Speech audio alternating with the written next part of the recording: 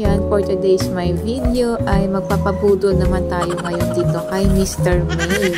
Imagine dumayo pa ako ng Taoyuan City dahil dito. Dahil nga ang sabi ay masarap nga daw dito, kaya nga for today's my video ay magpapabudol nga tayo dito. So, paano nga ba pumunta rito?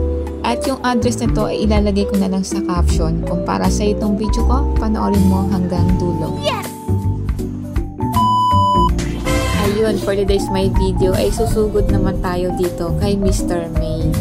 So guys, paano ko ba nalaman itong kay Mr. May? So nakita ko lang ito guys sa TikTok. Niyaya ko tong driver ko. Sana all my driver. Kasi niyaya ko ang aking driver ay para siya ang magbayad. Mindset ba? So located ito sa Taoyuan City. O paano nga ba pumunta rito? Pwede kayong bumaba ng Taoyuan Station at pwede na kayo ditong mag-taxi papunta dito kay Mr. May. Pasok ba? Mga 15 to 20 minutes. Parang ito, landing me.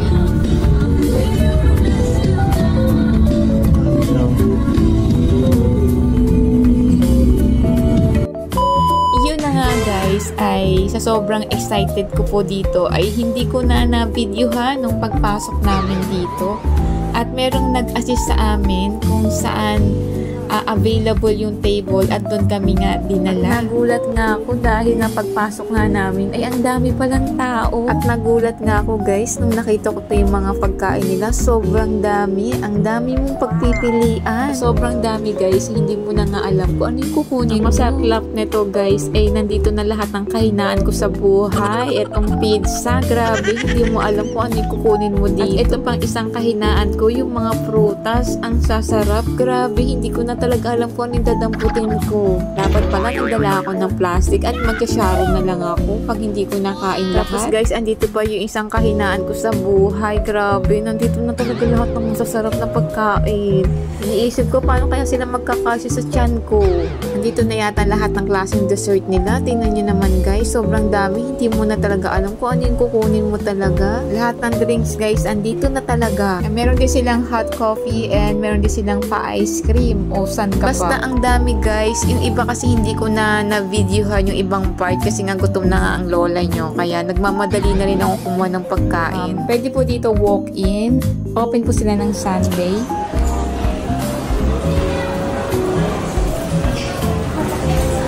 Natatawa na lang ako sa sarili ko kasi ang dami kong kinuhang pagkain. Hindi ko alam kung mauubos ko ba to o hindi. Hindi ko napaghandaan itong araw na to. Dapat pala, pag pupunta kayo dito, isang linggong walang kain para sulit.